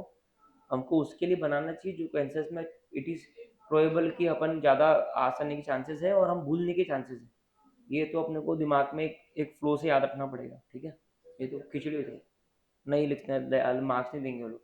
अगर इस पे पूछते तो ये लिखना पड़ेगा, ठीक है। तो परचेज का सिंपल है, देखो अपन लॉजिकली लर्न भी मत करो, ठीक है, लॉजिकली थोड़ा उसको वैसे ही समझना पड़ेगा, ठीक है। सबसे पहला तो सेंट्रलाइज्ड है क्या, है ना। उसके बाद में कॉम्पिटिटिव कोटेशंस लिए है क्या, है ना। टू और मोर सप्लायर्स को तुमने देखा है क्या, मतलब have validated quotations from two और मोर सप्लायर्स, ठीक है। उसके बाद में the purchase is authorised by the employees, authorised employees are signing on purchase order, correct है। It is receiving by receiving department, अब रिसीव हो गया तो क्या वो काउंट कर रहा है, मेजर कर रहा है, वे कर रहा है, ठीक है। अब आते हैं क्रेडिटर पे। Examples of creditor are supplier invoices routed direct to the accounts department, है ना। जो सप्लायर के इन्वॉइसेस हैं, जो परचेज डिपार्टमेंट है वो पेमेंट करेगा क्या, उनको वो समझता नहीं। उनका काम है वो गुड्स को इंस्पेक्ट करेंगे, तो जो गुड्स का जो इन्वॉइस है वो डायरेक्टली जाना चाहिए अकाउंट डिपार्टमेंट के पास में, पेमेंट तो वही निकालने वाले हैं। तो डायरेक्टली इसको रूट कर रहे क्या लोग, डायरेक्टली रूट नहीं कर रहे, मतलब बीच में कोई उसको एडिट तो नहीं कर रहा, 1 लाख को 10 लाख तो नहीं कर रहा, है ना। Fraud, does the system ensure that all invoices are duly processed, क्या कोई सिस्टम है जो एंश्योर कर रहा है कि सारे इनवॉइसेज बराबर प्रोसेस हो रहे हैं, कोई इनवॉइस छूट तो नहीं रहा है, omission of accounting entry, correct है। तो डायरेक्टली रूटेड, रूटेड डायरेक्ट को सर्कल करो, इनवॉइसेज प्रोसेस्ड को सर्कल करो, है ना। रॉ मटेरियल के केसेस में, सप्लाई के केसेस में क्या आप रिकंसिलेशन कर रहे हो क्या क्वांटिटीज का, कि इनवॉइस पे कितनी क्वांटिटी लिखी है और कितनी रिसीव हुई है। Does account department match the invoices of supply with goods receive notes, account department जो सप्लाई की इनवॉइस है, एक है ना गुड्स रिसीव नोट बनती है, जब रिसीविंग डिपार्टमेंट रिसीव करता है ना तो वो एक जीआरएन बनाता है कि मेरे को 100 गुड्स रिसीव हुए। कल वो बोल दे मैंने तो 120 दिया था, हम कैसे प्रूव करेंगे, तो वो रिसीविंग डिपार्टमेंट वाला क्या बोलता है कि मैंने 100 रिसीव किए, तू साइन कर दे, उसने साइन कर दिया, मैंने साइन कर दिया, अब ये प्रूफ होगा कि मैंने 100 ही रिसीव करे। कल जाके अकाउंट डिपार्टमेंट बोलता है 120 आने चाहिए थे, हमने बोला 100 आने चाहिए थे, हमारे पास में कोई प्रूफ नहीं है, सामने वाला बोल रहा मैं 120 देके गया था, चोरी का इल्जाम मेरे पे लग गया, अब मैंने जीआरएन बना दिया, अब मेरे पे लग गया क्या, देख तेरी साइन है, तूने 100 ही देके गए थे, हाँ अरे याद आया था, वो 20 तो वही छूट गए। तो does account department match invoices of supplies with GRN and purchase order, है ना, कितना लॉजिकल है। परचेज ऑर्डर में लिखा है कि 100 क्वांटिटी चाहिए थी, जीआरएन में लिखा है 100 क्वांटिटी मिली, इनवॉइस में लिखा है 100 क्वांटिटी का बिल बना, सब मैच हो गया। इनवॉइस में लिखा है 150 क्वांटिटी का बिल बना, परचेज ऑर्डर था 130 का, रिसीविंग जीआरएन पे 100 लिखा है, सब गड़बड़, तीनों जगह अलग क्वांटिटी है। हाँ वेरी गुड, ठीक है ना। तो ये 3 चीजें, पहले पीओ, फिर जीआरएन, फिर इनवॉइस, तीनों में मैच होना चाहिए, ठीक है। उसके बाद में are all advance payment duly authorised by person competent to authorise payment, बहुत बार क्रेडिटर को एडवांस देना पड़ता है ना, तो ये एडवांस पेमेंट ड्यूली ऑथोराइज्ड है क्या। Are duplicate invoices mark immediately on received to avoid payment against them, कभी कभी क्या होता है 2 इनवॉइस मिल जाते हैं, कभी कभी 2 इनवॉइस मिल जाते हैं, ठीक है। मान लो पहले इनवॉइस में जीएसटी नंबर अलग लिखा था, तो हमने बोला भाई दूसरा इनवॉइस दे, जीएसटी नंबर अलग है, अब उसने नया इनवॉइस बना के दे दिया, तूने पुराना डिस्ट्रॉय नहीं करा, अब गलती से क्या हुआ दोनों इनवॉइस की एंट्री तूने बुक में चढ़ा दी। तो वो बोल रहा है कि अगर डुप्लीकेट इनवॉइसेस है तो वो इमीडिएटली मार्क, मतलब इमीडिएटली कैंसिल कर रहे कि नहीं कर रहे तुम, ठीक है। Are all supplier statements compared with ledger account, supplier के स्टेटमेंट उनके जो कंसर्न लेजर अकाउंट है उनसे आप कंपेयर करें ना, सप्लायर अपना स्टेटमेंट देता है हर महीने, कि मेरे को आपसे इतने पैसे लेने हैं, आप देखो आपके बुक्स में उतने पैसे देने निकल रहे क्या, कोई डिफरेंस है तो रिकंसाइल करो। Is there any follow up action to investigate difference, अगर कोई डिफरेंस है सप्लायर के स्टेटमेंट तो कोई एक्शन आपने लिया क्या। और लास्ट में is a list of unpaired creditors prepared, जो जो क्रेडिटर को आपने अभी तक पे नहीं किया उसकी लिस्ट आपने प्रिपेयर करी है क्या। क्यों करना है, क्योंकि अभी तक अगर तुमने अभी तक प्रिपेयर नहीं किया मतलब कोई डिस्प्यूट है। अगर तूने अभी तक अनपेड वाली लिस्ट तूने बनाया नहीं और अगर अभी तक क्रेडिटर अनपेड है तो क्यों अनपेड है, डिस्प्यूट है तो क्या डिस्प्यूट है। और अगर डिस्प्यूट है मतलब फ्रॉड की भनक हो सकती है, फ्रॉड की वजह से हो सकती है मिसस्टेटमेंट हो सकता है, और मिसस्टेटमेंट हो सकता है तो मटेरियल हो सकता है, और अगर मटेरियल हो सकता है तो फिर ठीक है, क्लियर है। इसमें 9 चीज थी। ये है क्रेडिटर, परचेज के बाद में क्रेडिटर। कुछ कुछ पॉइंट जो अपने को ऐसे ओरली ध्यान में आ रहे हैं क्रेडिटर को लेके। एक पॉइंट था जीआरएन वाला, क्या गुड्स रिसीव नोट प्रिपेयर होता है क्या, ठीक है। उसके बाद में क्या इनवॉइस की क्वांटिटी जीआरएन नोट से रिकंसाइल होती है क्या, क्या जीआरएन की क्वांटिटी इनवॉइस की क्वांटिटी परचेज ऑर्डर से रिकंसाइल होती है क्या। इसको इंग्लिश में, इसमें कोई प्रॉब्लम नहीं, इंग्लिश में लिख देना, ठीक है। उसके बाद में लेजर के क्रेडिटर के स्टेटमेंट उसके लेजर अकाउंट से रिकंसाइल किए है क्या, अगर कोई डिफरेंस है तो फॉलो अप लिए है क्या, ठीक है। अनपेड क्रेडिटर तो उनकी लिस्ट बनाई है क्या, ठीक है। उसके बाद में एक और पॉइंट था, एडवांस पेमेंट अगर दिया है तो वो ड्यूली ऑथराइज्ड पर्सन ने दिया है क्या। और वैसा ही तुम्हारा परचेज का था, परचेज में हमने क्या बोला, पीओ जो है ऑथराइज्ड पर्सन ने पीओ को साइन किया है, कॉम्पिटिटिव कोटेशन मंगाए हैं क्या, 2 और मोर सप्लायर से बात करी है क्या, गुड्स जो है सेंट्रलाइज परचेज है क्या, गुड्स जो है वो रिसीविंग डिपार्टमेंट रिसीव कर रहा है किसी, रिसीविंग डिपार्टमेंट जो रिसीव कर रहा है वो उसको काउंट कर रहा है क्या, ठीक है ना। ओके, अब तुम्हारा होमवर्क है कि तुमको ये दोनों अपने आप लर्न करना है, इन्वेंट्रीज और फिक्स्ड एसेट। मैंने 2 करा दिए, 2 तुम कर लो, ठीक है। कुछ पॉइंट अगर नहीं समझ में आया तो मेरे को पूछना, करेक्ट है क्या प्रेम। हाँ, अभी सुनो तुम्हारा एक होमवर्क क्या है, देखो ये ना इंस्टीट्यूट का फेवरेट एरिया होता है, एग्जाम्पल्स। बहुत बार इंस्टीट्यूट क्वेश्चन डालती है इससे, मतलब कहीं पे भी एग्जाम्पल रहना तो इंस्टीट्यूट बहुत बार पूछती है, ठीक है। तो तुम क्या करना, अपनी नोट्स में शांति से पहले 4 क्वेश्चन लिखना, ठीक है। ये तो मैंने तुमको लिखवा दिया शायद, है ना। इसका तुम जगह छोड़ना, इसके तुम 4 क्वेश्चन लिखना, ठीक है। और तुम क्वेश्चन कैसे लिखना, ऐसे ही लिखना लैंडस्केप में ऐसा, ठीक है। एक क्वेश्चन लिखना कि state some of the example, ठीक है, of internal control question in purchases, फिर same question in creditors, same question in inventory, same question in, फिर एक के नीचे एक के नीचे एक ना इनके जो कीवर्ड्स है पहले लर्न करना और फिर अब बिना देखे लिखना नोट्स में, तो हाथ हाथ तुम्हारी लर्निंग भी हो जाएगी और नोट्स भी भर जाएगी, ठीक है। क्लियर है, कुछ रहा तो मेरे को पूछो। अब ये मैंने आपको ऑलरेडी बताया कि क्लाइंट अपने एम्प्लॉय से भरवाता है। फिर flow chart, it is a graphic presentation of each part of the company system of internal control. क्या है ये,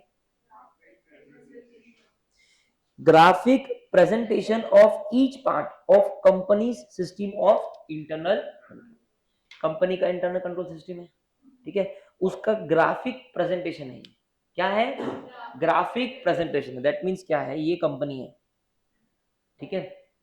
यहाँ पे इंटरनल कंट्रोल है, यहाँ पे है, यहाँ पे है, यहाँ पे है, यहाँ पे है, यहाँ पे है, यहाँ पे है, यहाँ पे है, यहाँ पे है, और मैंने तुमको इसका प्रिंट आउट निकाल के दे दी। तो this is graphic representation of company's internal control system. अपन जाते हैं ना कोई पार्क वार्क में, वहां पे कैसा एंट्रेंस पे वो मैप लगा होता है कि ये चीज यहाँ पे है, ये स्लाइड यहाँ पे है, और ड्रैगन के मुंह बना दे बीच में, ठीक है। वहां जाते देखते वो क्लोज है, बहुत बार होता है ऐसा, जो जो सबसे ज्यादा रहते हैं ना एक्साइटेड कि ये वाला करना है, वो क्लोज रहता है, ठीक है। तो it is a graphic presentation of each part of companies system of internal control, company का जो इंटरनल कंट्रोल का सिस्टम है उसका graphic presentation is flow chart. बराबर है, पक्का, ये लाइन लिख लो, SNW करो फटाफट।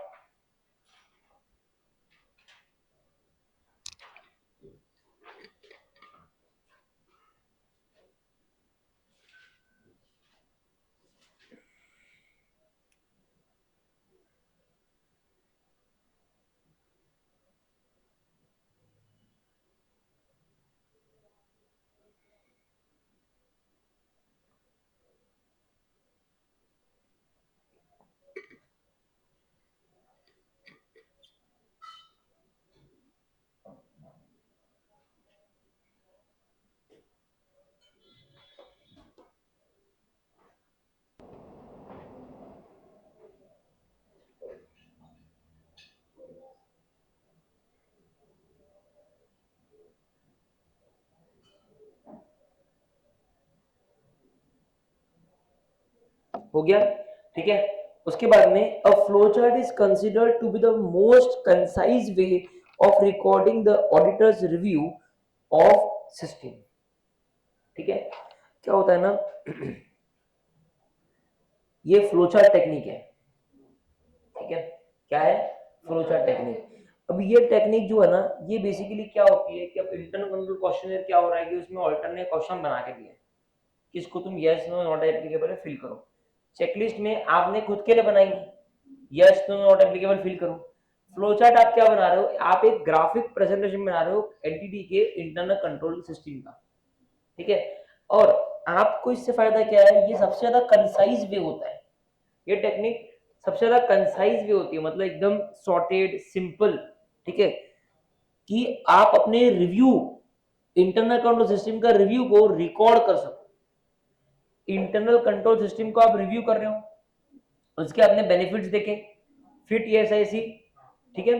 तो ये इंटरनल कंट्रोल का जो रिव्यू कर रहे हो, इसको रिकॉर्ड करने का सबसे कंसाइज तरीका फ्लो चार्ट है। अब वो इंटरनल कंट्रोल क्वेश्चनर जो है, दुनिया भर के क्वेश्चन है, ठीक है। आप देंगे हाँ सर ये बनाया इंटरनल कंट्रोल, कोई पढ़ेगा क्या उसको? कितने क्वेश्चन है, चेकलिस्ट दुनिया भर के, नैरेटिव रिकॉर्ड, पैराग्राफ पैराग्राफ लिखे, ये सबसे कंसाइज तरीका। अपनी notes,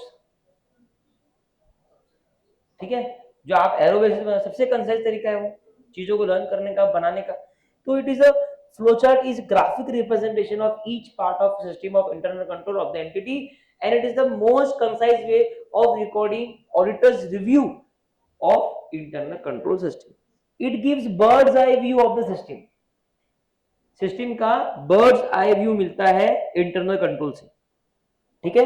and the flow of transactions and integration, ठीक है, इंटीग्रेशन भले काट दो, कैसे ट्रांजेक्शन आपस में एक दूसरे से मिल रहे हैं वो जाने दो। तो it gives a bird eye view of the system and the flow of transaction and in documentation can be easily spotted and improvements can be,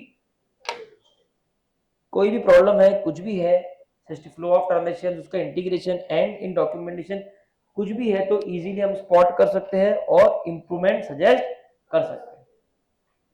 clear है? क्वेश्चन लिख लो, लिखो अपने हाथ से क्वेश्चन लिखो जरा।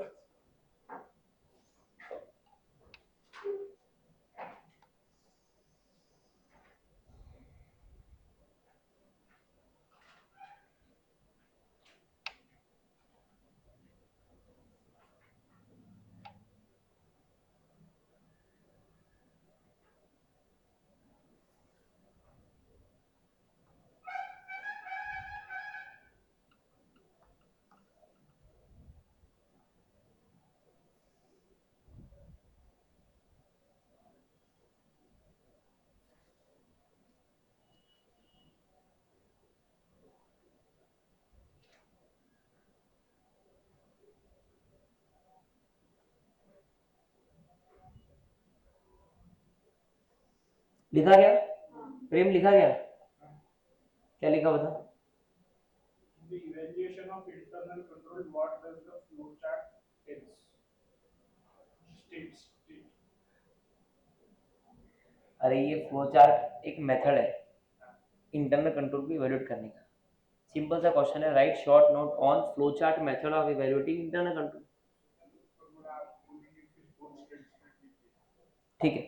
ओके, इसमें तीन एरो बनेगी, एक पहला बनेगा ग्राफिक प्रेजेंटेशन, दूसरा बनेगा मोस्ट कंसाइज वे और तीसरा बनेगा बर्ड्स आई व्यू, ठीक है। तीनों एरो बन गए। अब हम आएंगे अपने अगले, तो हमने पढ़ा नैरेटिव रिकॉर्ड, ठीक है, उसके बाद में चेकलिस्ट पढ़ी, उसके बाद में आज इंटरनल कंट्रोल क्वेश्चनर पढ़ा और उसके बाद में फ्लो चार्ट पढ़ा, ठीक है। इंटरनल कंट्रोल क्वेश्चनर में हमने एरो बनाए थे, ठीक है, बहुत सारे। तो इंटरनल कंट्रोल क्वेश्चनर मेरे को ऐसा लगता है कि काफी, अगर सितंबर में नहीं आया, जनवरी में नहीं आया तो मेरे को पक्का आ सकता है, ठीक है। इंटरनल कंट्रोल क्वेश्चनर हम लोग भरते हैं, ठीक है। तो इंटरनल कंट्रोल क्वेश्चनर के फटाफट अपन एरो याद करते हैं और फिर अपन नेक्स्ट पार्ट पे आगे बढ़ते हैं, ठीक है। चलो, internal control questionnaire a method of evaluating internal control, ठीक है, बताओ। comprehensive series of questions, ठीक है, it's a comprehensive series of question, it is a comprehensive series of question concerning internal control, this is the most commonly used, widely used method ठीक है, of obtaining information about the internal control system. उसके बाद में advantages था, the most common advantage of no oversight और omission of internal control system can happen, ठीक है, कोई रिव्यू छूटेगा नहीं। उसके बाद में यस नो नॉट एप्लीकेबल, ठीक है, उसके बाद में नो के लिए एक्सप्लेनेशन के लिए जगह छोड़ी है, ठीक है। उसके बाद में जो ये क्वेश्चंस है वो ऑडिटर को देगा, ऑडिटर इसमें सजेशंस देगा अपने, और डेफिशिएंसीज जो है वो पॉइंट आउट करेगा, ठीक है। और ये हाँ हाँ yes, issue to the client, client will get it filled from the executive and employees, ठीक है। अगर सितंबर जनवरी में नहीं आया तो ये बहुत ज्यादा हॉट टॉपिक है। इसके बाद में testing of internal control, testing of internal control, ठीक है। सी प्रॉब्लम क्या होता है ना कि ये लर्न नहीं हो रहा, वो प्रॉब्लम नहीं, ठीक है। अगर मेरे से टीचर है तो लर्निंग पे फोकस करेगा, लर्न करवाएगा भी, आप अपनी मेहनत से लर्न भी करोगे। प्रॉब्लम पता है कब आता है, when you get everything together, ठीक है, उसकी प्रैक्टिस अपन बहुत करने वाले हैं। और उसी कारण से मैं आपको बार बार बोलते आ रहा हूं कि अपने को 30 में से 30 मार्क एमसीक्यू में चाहिए, ठीक है। 4 से 5 चैप्टर है जिनके क्वेश्चंस में तू कभी जिंदगी में कंफ्यूज नहीं होने वाला है, ठीक है।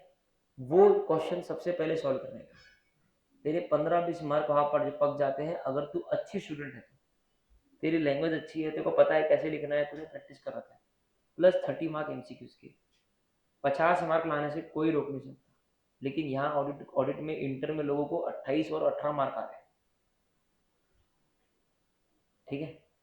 और मैंने जितना नोटिस किया ना, मतलब उनमें से कोई भी ऐसा नहीं है जिसने अच्छे से पूरी मेहनत करी होगी, या ठीक है।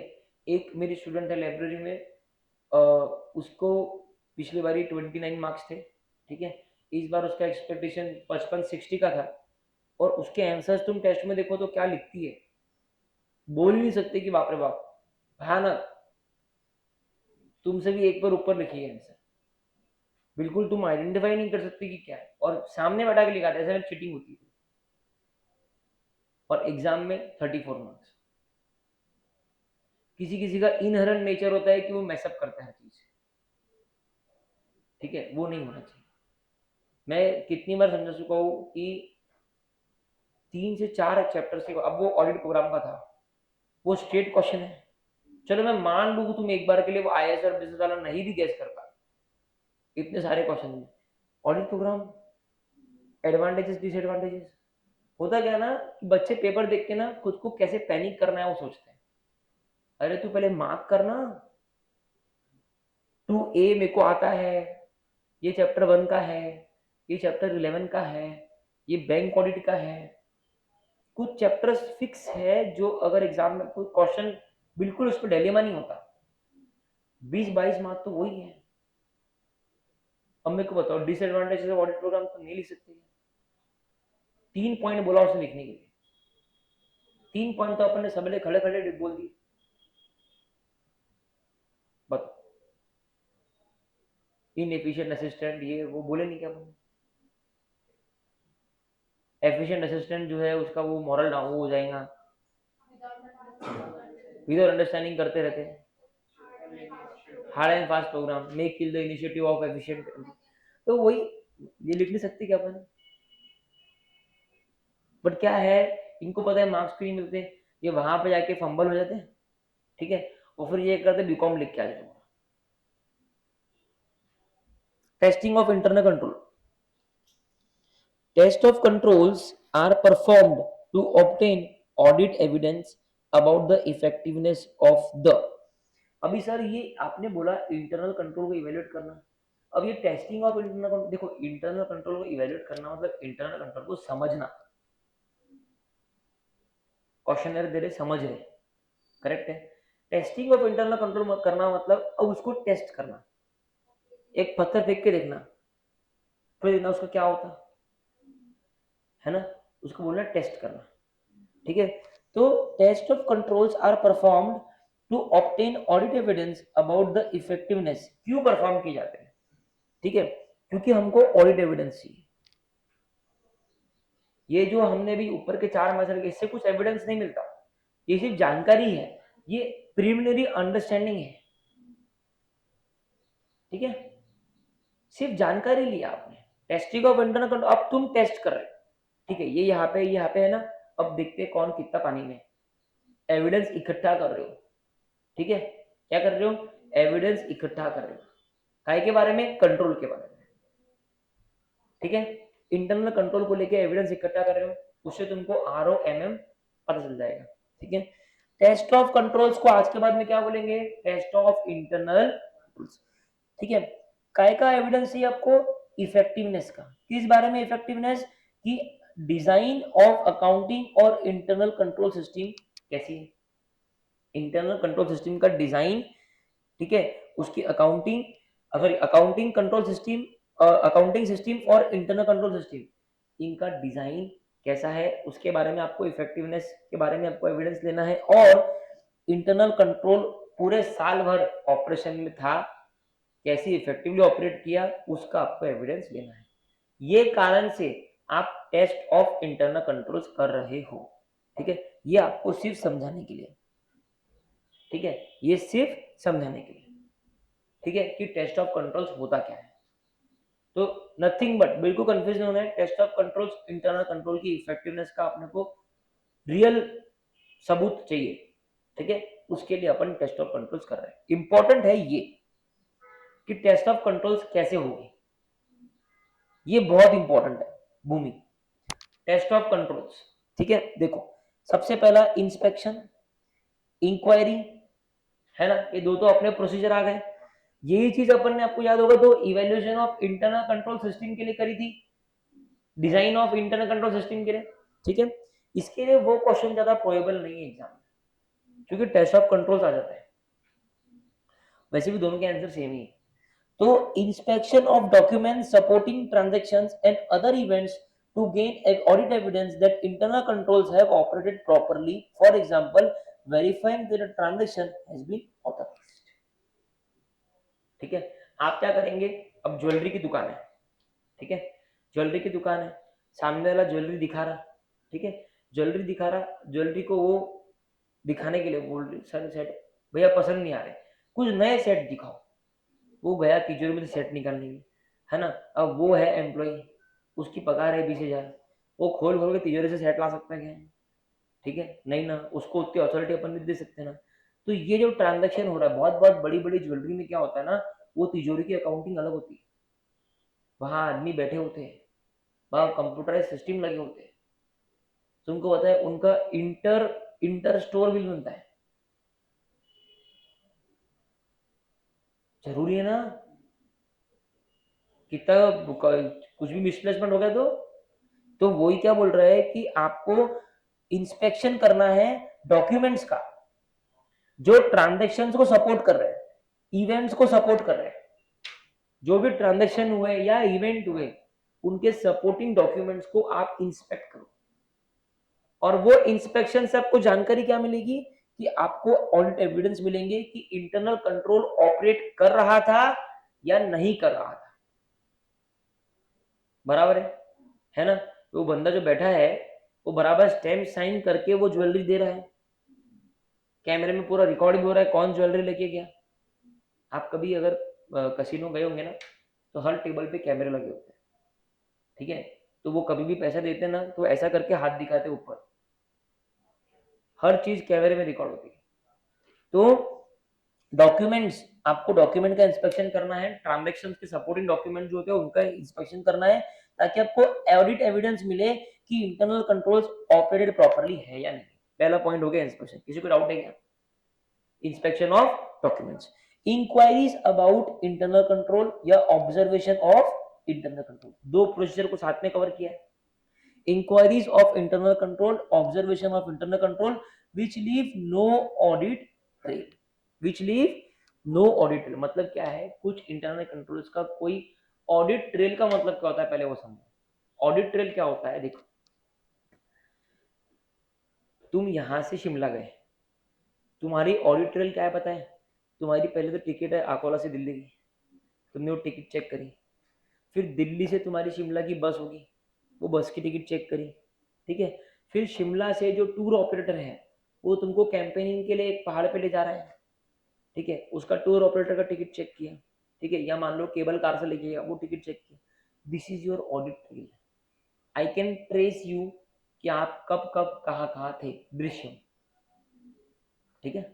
लेकिन दृश्यम में वो 5 घंटे की ऑडिट ट्रेल नहीं थी, उसने वो ऑडिट ट्रेल को मैनिपुलेट किया था, समझा। साउथ की मूवीज में इंटरेस्टेड हो गए तुम लोग को? कौन सी देखी सस्पेंस मूवी हो गई? अरे नहीं नहीं, वो नहीं। अरे एक वो मूवी थी यार, एक तो तुमने वो देखिएगा CBI फाइव, बाप रे भयानक ही मूवी एकदम।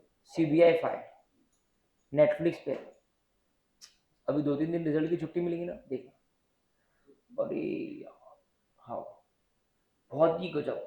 मतलब क्या ही वो स्टोरी लाते, क्या करते, उनको उनके मालूम। अपन ये कॉकटेल टू,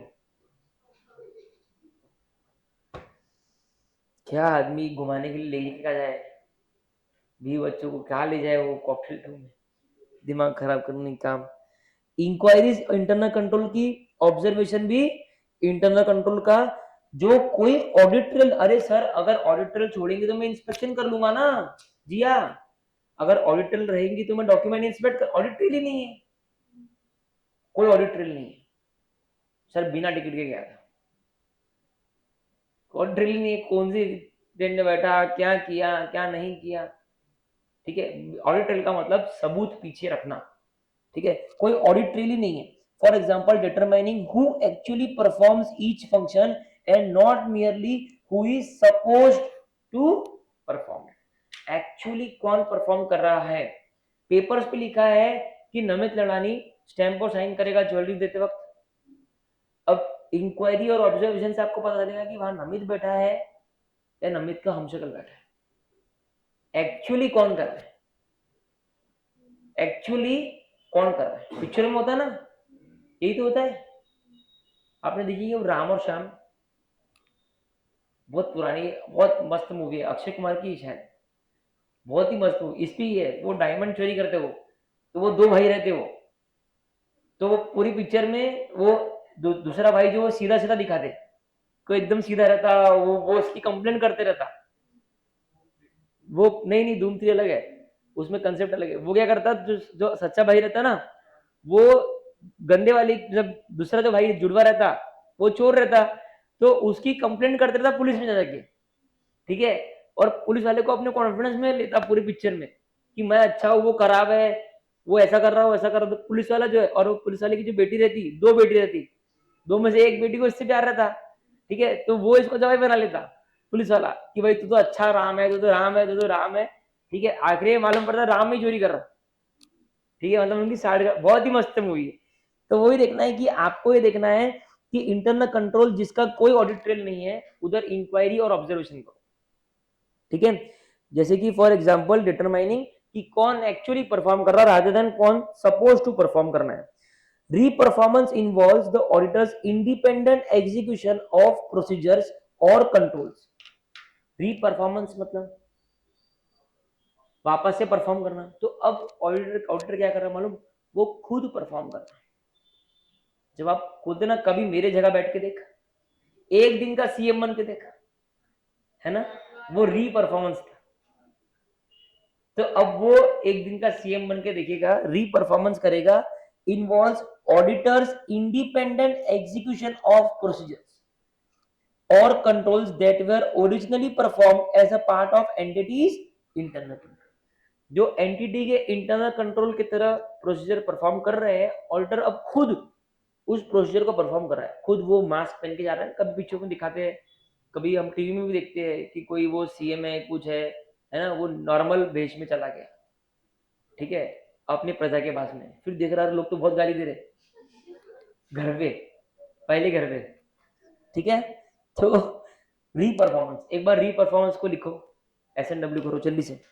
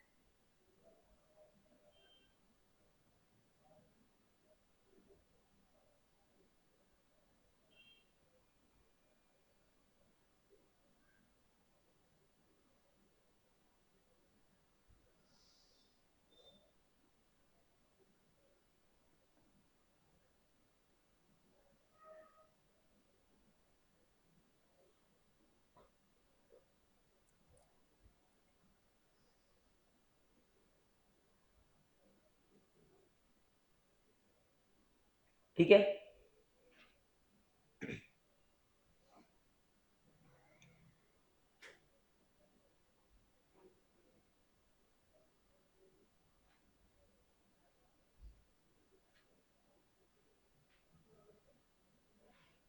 अब देखो आखिरी है, testing of internal control operating on specified computerised applications, है ना, एंटीवायरस, ठीक है।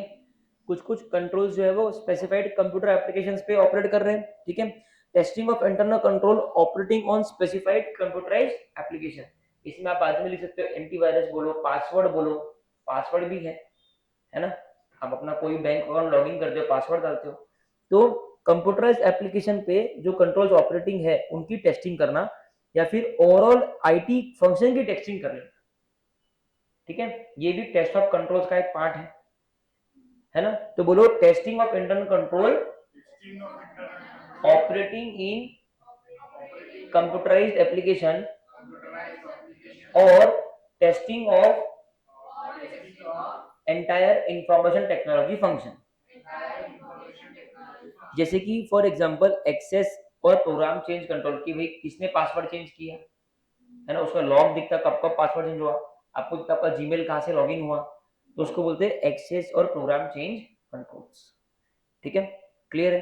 तो टेस्ट ऑफ कंट्रोल्स में क्या क्या आएगा, इंस्पेक्शन ऑफ डॉक्यूमेंट्स, बोलो, inquiries and observation of, inquiries and observation of audit of internal control where there is no audit trail, ठीक है। उसका एग्जांपल क्या था, who is actually performing it rather than who is supposed to perform it, ठीक है। तो पहला क्या था, inspection of documents, inspection of document supporting transaction और इवेंट्स, ठीक है, related two entities internal control, ठीक है। और उसके बाद में इंक्वायरी ऑब्जर्वेशन, उसके बाद में reperformance includes auditors independent execution of procedure और control that are performing as a part of entity's internal control procedures, ठीक है। और चौथा है testing of internal control applied on computerized application, relating to computerized application or testing of entire IT function, it includes access change और program change। Clear है क्या, ये भी बहुत इंपॉर्टेंट है, ठीक है। इसका क्वेश्चन लिख लो, then we are closing the class.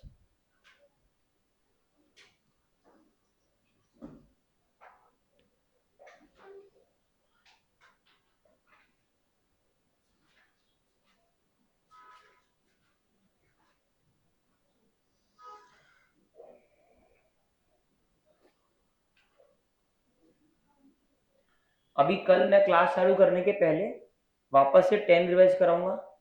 अब आप फटाफट क्विकली 10 रिवाइज करेंगे, 11 रिवाइज करेंगे, या इस पर रिवाइज करेंगे, मतलब अपने 10 मिनट इसमें जाने वाले हैं, और फिर अपन आगे चालू करेंगे। और इसके नीचे के 2 पैराग्राफ में कल रिवाइज के दौरान ही पढ़ा दूंगा। ये सिर्फ इतना पढ़ के आना जरूर से, हाँ 3 चीजें, क्योंकि फिर नया कंसेप्ट चालू हो रहा है, इतना सिर्फ पढ़ के आना, हाँ 3 पैराग्राफ। तो क्वेश्चन लिखो ना, write short note on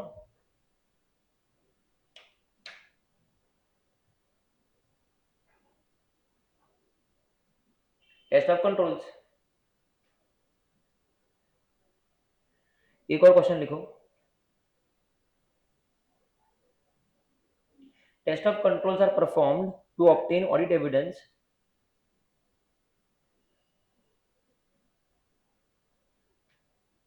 about effectiveness of design of internal control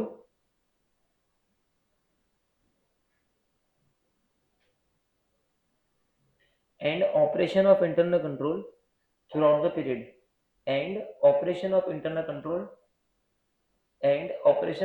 control throughout the period।